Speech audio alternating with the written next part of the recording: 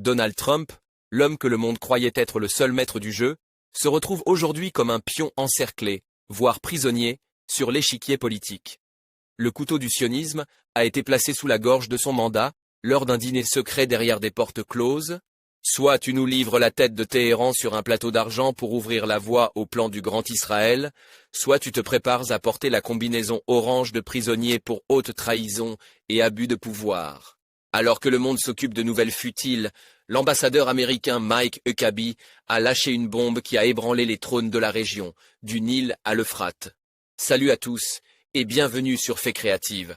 Préparez-vous, car nous ne rapportons pas une simple nouvelle passagère, mais nous révélons le dernier protocole secret pour effacer la géographie arabe et redessiner le monde par le sang. Avant de commencer, je vous recommande de vous abonner à ma chaîne et d'activer la cloche pour ne rien manquer de mes prochaines vidéos, et surtout pour soutenir la diffusion de ma chaîne sur YouTube et les autres plateformes. Je souhaite atteindre le 1er millier d'abonnés afin de pouvoir avancer et proposer du contenu plus riche, et je compte énormément sur vous pour réaliser ceci.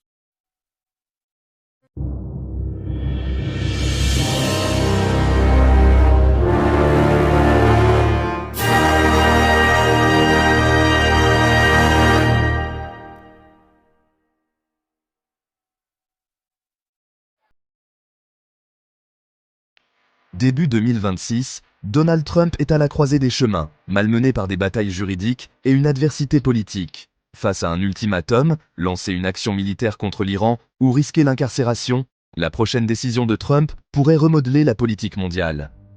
Sa position affaiblie le rend vulnérable aux puissants lobbies ayant de profonds intérêts au Moyen-Orient.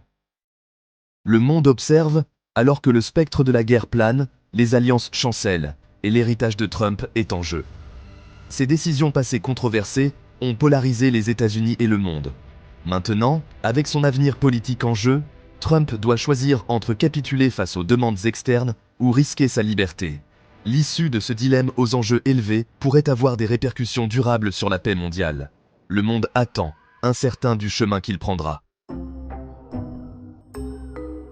Au centre de la crise se trouve un ultimatum d'un puissant lobby sioniste dirigé par l'AIPAC, exigeant que Trump autorise une frappe contre l'Iran. L'objectif, faciliter la création d'un grand Israël, ravivant des visions expansionnistes enracinées dans des revendications bibliques. La conformité de Trump est liée à l'évitement de graves conséquences juridiques pour des indiscrétions passées. Pour l'AIPAC et ses alliés, une administration américaine complaisante pourrait réaligner le pouvoir régional et étendre le territoire israélien. Une telle initiative provoquerait une condamnation mondiale et déstabiliserait davantage le Moyen-Orient. La décision de Trump incarne maintenant la collision entre la survie personnelle et la stratégie internationale. Mike Huckabee, le nouvel ambassadeur américain en Israël, a déclenché la controverse en déclarant le droit biblique d'Israël sur les terres du Nil à l'Euphrate. Sa position redéfinit l'expansionnisme comme un mandat divin, et non plus seulement un objectif politique. La nomination de Huckabee signale un changement radical dans la politique étrangère américaine, enhardissant les partisans du Grand Israël. Cette rhétorique tend les relations avec les principaux partenaires du Moyen-Orient et suscite un débat féroce au pays et à l'étranger. Les critiques avertissent que les justifications religieuses sapent le droit international et créent un dangereux précédent. Les partisans saluent cela comme l'accomplissement d'anciennes promesses. L'influence de Huckabee intensifie les tensions et remodèle le rôle de l'Amérique dans la région. Au milieu de ces tensions, une importante faille de cybersécurité, le scandale Nvidia, a exposé les systèmes de défense iraniens. Des fuites de données sensibles ont rendu l'espace aérien iranien vulnérable aux attaques furtives, modifiant l'équilibre des pouvoirs régionaux. La brèche souligne l'impact croissant de la cyberguerre sur les conflits modernes. Les agences de renseignement s'efforcent d'évaluer les dégâts, tandis que l'Iran s'empresse de renforcer ses défenses. Le scandale soulève des inquiétudes quant à la sécurité des réseaux militaires dans le monde entier. Alors que les cyberopérations deviennent centrales dans la géopolitique, les nations sont contraintes de repenser leur défense numérique. L'incident est un rappel brutal des vulnérabilités dans le monde interconnecté d'aujourd'hui. En réponse aux défenses compromises de l'Iran, les États-Unis ont lancé d'importants préparatifs militaires. Plus de 150 avions avancés, y compris des F-22 Raptors, sont déployés sur des bases stratégiques en Europe et au Moyen-Orient. L'USS Gerald R. Ford et des sous-marins de classe Ohio, capables de transporter des armes nucléaires tactiques, renforcent la présence américaine. Ces mouvements signalent une préparation au conflit et servent de dissuasion à l'agression iranienne. L'Iran et ses alliés considèrent ces déploiements comme des provocations, augmentant le risque d'escalade. Les États-Unis évacuent le personnel non essentiel des bases au Qatar et à Bahreïn, se préparant à d'éventuelles représailles. Le repositionnement stratégique vise à maximiser la préparation tout en minimisant les risques. La région est au bord du gouffre, les manœuvres militaires à la fois dissuadant et potentiellement provoquant la guerre. La marge d'erreur est très mince. L'Iran, sous la pression croissante des États-Unis, mobilise ses alliés régionaux. Le Hezbollah, les milices irakiennes et les Houthis. L'arsenal de missiles du Hezbollah menace Israël, tandis que de récentes frappes israéliennes ont intensifié les tensions au Liban. Les milices pro-iraniennes en Irak promettent un soutien militaire compliquant les opérations américaines. Les Houthis, habiles avec les drones et les missiles, menacent les intérêts américains et israéliens ainsi que les routes maritimes mondiales.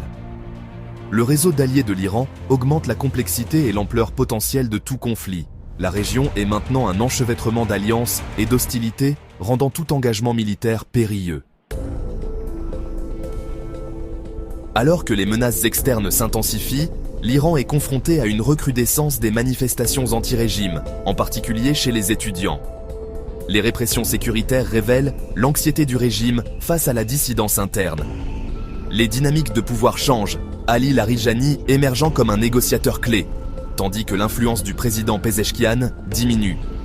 La direction doit concilier la répression des troubles avec la gestion des négociations internationales. L'instabilité intérieure ajoute une couche de risque à une situation déjà volatile. L'interaction des pressions internes et externes pourrait remodeler l'avenir de l'Iran. Le risque d'escalade régionale menace de conséquences catastrophiques pour les civils. Un conflit ouvert pourrait plonger le Moyen-Orient dans le chaos, aggravant les crises humanitaires et déplaçant des millions de personnes. Des États fragiles pourraient s'effondrer, des idéologies extrémistes pourraient se propager, et les perturbations pétrolières se répercuteraient sur l'économie mondiale. Les civils seraient confrontés à des infrastructures détruites, des pénuries et une rupture des services sociaux.